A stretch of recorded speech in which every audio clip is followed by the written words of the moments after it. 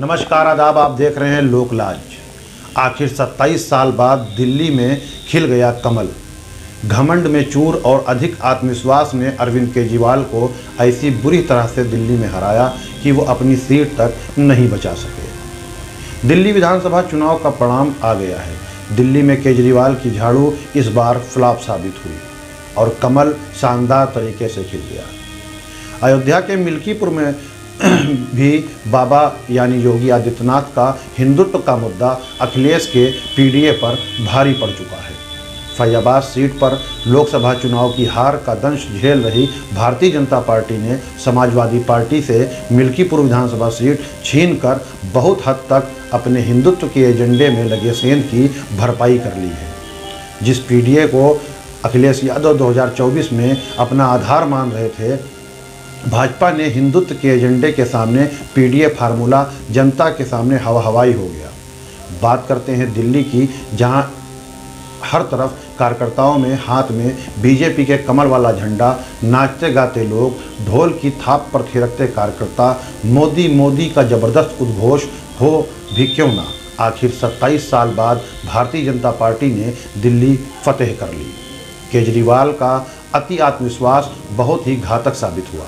साथ ही प्रधानमंत्री नरेंद्र मोदी का आपदा का नैरेटिव लोगों के सर चढ़कर बोला और जनादेश में साफ तौर पर आपदा की विदाई हो गई। इसके अलावा जिन मुद्दों पर भारतीय जनता पार्टी की जीत संभावित वजह बनती थी, चाहे यमुना की गंदगी का मामला हो या फिर मुख्यमंत्री का शीश महल नाम से तैयार किया गया भारतीय जनता पार्टी का नैरेटिव या फिर शराब घोटाला, सब कुछ आम आदमी पार्टी की ताबूत में आखिरी कील साबित हुआ। अब देखिए, कई चीज़ें तो चुनाव परिणाम में संभावनाओं के मुताबिक हुई, लेकिन कई ऐसी बातें निश्चित तौर पर चर्चा का केंद्र बनी हैं जिनको लेकर कयास तो लगाया गया, लेकिन कोई ठोस तरीके से कहने की स्थिति में ना तो हम थे और ना ही आप। मसलन आम आदमी पार्टी के मुख्य संयोजक और दिल्ली के 3 बार मुख्यमंत्री रहे अरविंद केजरीवाल का नई दिल्ली से चुनाव हार जाना, साहिब सिंह वर्मा के बेटे परवेश वर्मा ने केजरीवाल को शिकस्त देकर शायद अपनी ताजपोशी का रास्ता साफ कर लिया है। वैसे ही आम आदमी पार्टी की दूसरी बार बड़ा चेहरा डिप्टी सीएम मनीष सिसोदिया को भी हार का सामना करना पड़ा। हालांकि मौजूदा मुख्यमंत्री आतिशी अपनी सीट बचाने में सफल हो गई। दोस्तों, दरअसल जीत हुई है तो दिल्ली की सत्ता फतेह करने वाली भारतीय जनता पार्टी तमाम कारण बता रही है कि आम आदमी पार्टी ने फला घोटाला किया, फला घोटाला सरकार की कमियां हैं, यही यानी जीत की वजह तो लेकर तमाम मुद्दे किनारे गिनाए जा रहे हैं। आम आदमी पार्टी के केजरीवाल और उनकी टीम, राहुल गांधी और उनकी टीम या फिर अखिलेश यादव या उनकी टीम के साथ संपूर्ण इंडिया ब्लॉक के नेताओं को समझना चाहिए, वरना आगे भी सियासी लड़ाई में भारतीय जनता पार्टी की फौज से शिकस्त तय मानी है। अगर इंडिया ब्लॉक के तमाम घटक दल अपने महत्वाकांक्षाओं को नहीं दबाएंगे तो परिणाम वही होगा जो महाराष्ट्र में हुआ, जो हरियाणा में हुआ और वही अध्याय दिल्ली में दोहराया गया। आज पूछेंगे क्यों, तो समझिए, उत्तर प्रदेश के लोकसभा चुनाव में समाजवादी पार्टी और कांग्रेस के साथ साथ तालमेल से चुनाव लड़ने से परिणाम ऐतिहासिक रहा।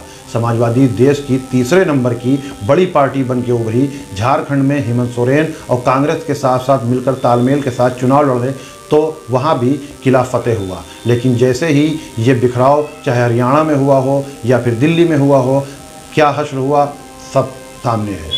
दिल्ली के चुनाव में अगर कांग्रेस और आम आदमी पार्टी फ्री अलायंस करने के चुनाव लड़ती तो शायद परिणाम इतना बुरा नहीं होता कि मनीष सिसोदिया को भी सीट हारना पड़ जाए। यही गलती कांग्रेस हरियाणा में भी की थी कि बगैर तालमेल के सारी सीटों पर चुनाव लड़ी और सीट शेयरिंग में अनदेखी वाले इंडिया ब्लॉक, चाहे केजरीवाल हो या अखिलेश, सब ने अपने प्रत्याशी उतारकर हरियाणा भी भारतीय जनता पार्टी को सौंप दिया। सियासत का ये पुराना फार्मूला है। सियासत में अगर 2 दोस्तों के बीच लड़ाई हुई तो तीसरा आसानी से बाजी मार लेता है। केजरीवाल ने पिछले कई कामों से मुस्लिम समाज में नाराज़गी के बाद भी वोट किया, जिसमें 1 नंबर पर दिल्ली दंगों पर पूरी तरह से खामोशी, दूसरे नंबर पर उमर खालिद पर चार्जशीट की मंजूरी देना, तो तीसरे नंबर पर धारा 370 हटाने का स्वागत, CAA NRC पर चुप्पी। और पाँचवें नंबर पर यदि पुलिस मेरे पास होती तो 2 घंटे के भीतर शाहीन बाग खाली करवा देता। अरविंद केजरीवाल का बयान, निजामुद्दीन मरकज़ पर कार्रवाई का समर्थन, हेड स्पीच पर खामोशी। लिस्ट बहुत लंबी है। इन मुद्दों के बाद भी मुस्लिम समाज ने आम आदमी पार्टी को खूब वोट दिया। दिल्ली में केजरीवाल का राजनीतिक जन्म अन्ना हजारे के आंदोलन से हुआ था, जिसके बाद गुजरात, पंजाब पहुंचकर अरविंद केजरीवाल फूले नहीं समा रहे थे। वो राष्ट्रीय कांग्रेस की बराबरी कर रहे थे, जबकि कांग्रेस भी 2024 चुनाव के बाद पुनर्जीवित हुई है। भले ही इस चुनाव में कांग्रेस शून्य हो रही हो, मगर उसने अरविंद केजरीवाल की पार्टी का खेल तो बिगाड़ा ही, साथ ही इंडिया गठबंधन से बगावत करने वालों को ये बता दिया कि बिना कांग्रेस गठबंधन के क्षेत्रीय दलों का क्या वजूद बाकी बचेगा। केजरीवाल अगर कांग्रेस के साथ हाथ बढ़ाकर आज चुनाव लड़े होते तो दावे के साथ कहता हूं कि दिल्ली के चुनाव परिणाम कुछ और होते। दरअसल पिछड़ी कई चुनावों को देखते हुए मैं भारतीय जनता पार्टी के चुनाव प्रबंधन का कायल हो गया हूं। इतना बारीकी से एजेंडा सेट करना और उसको लेकर तमाम तरह की रणनीति बनाकर जनता को उसे एजेंडे से सीधे जोड़ देना मोदी मैजिक का कमाल है। और संघ की तो बात ही अलग है। एक एक अपार्टमेंट से लेकर एक एक दुकान तक में संघ एजेंडों को इतनी मजबूती से सेट कर देती है कि शायद ही किसी सियासी दल के पास इस तरह की मशीनरी हो जो बीजेपी और संघ के सेट एजेंडे को काट कर निकाल सके। दोस्तों, हार जीत के तत्कालीन कारण हो सकते हैं, उसका विश्लेषण भी किया जाना चाहिए, लेकिन मेरा ये मानना है कि इंडिया ब्लॉक कभी अपने इस गठबंधन को लेकर गंभीर नहीं दिखे और इसका बखूबी फ़ायदा भारतीय जनता पार्टी लोकसभा चुनाव में बाद लगातार उठाती जा रही है।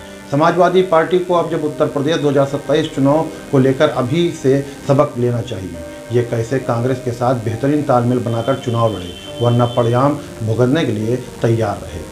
वैसे ही इसी साल के अंत में होने वाले बिहार विधानसभा चुनाव में लालू की पार्टी आरजेडी को भी यही समझना होगा और हेमंत सोरेन फार्मूले पर कांग्रेस को तवज्जो देना होगा, वरना परिणाम वहां भी ऐसे ही देखने को मिले। क्योंकि कहने को तो ममता दीदी, अखिलेश यादव, शरद पवार, उद्धव ठाकरे, आरजेडी ने केजरीवाल को समर्थन का ऐलान किया था, लेकिन वहां चुनाव प्रचार में तेजस्वी यादव या ममता नजर नहीं आई। अरे भाई, समर्थन देने या न देना फ़ायदा तो तब होगा जब आपका अपने राज्य होगा, जनाधार होगा। इससे बेहतर है कि चुनाव पूर्व तालमेल बनाकर एक ताकत के रूप में चुनाव लड़ा जाए। चलिए आखिर में 2 लाइनों में फिर बता दूं कि विश्लेषण के कई बिंदु हो सकते हैं, लेकिन मेरा बस यही मानना है कि इंडिया ब्लॉक का 2 फाड़ में होना, कांग्रेस आम आदमी पार्टी का साथ चुनाव न लड़ना ही दिल्ली में केजरीवाल की हार की वजह बनी। अब चलिए, सरकार तो बन गई है, देखते हैं दिल्ली में क्या होता है। शुरू होती है विकास या विनाशकारी लीला। ऐसे ही वीडियो देखने के लिए हमारे साथ जुड़े रहें, हमारे चैनल को सब्सक्राइब करें, शेयर करें। धन्यवाद।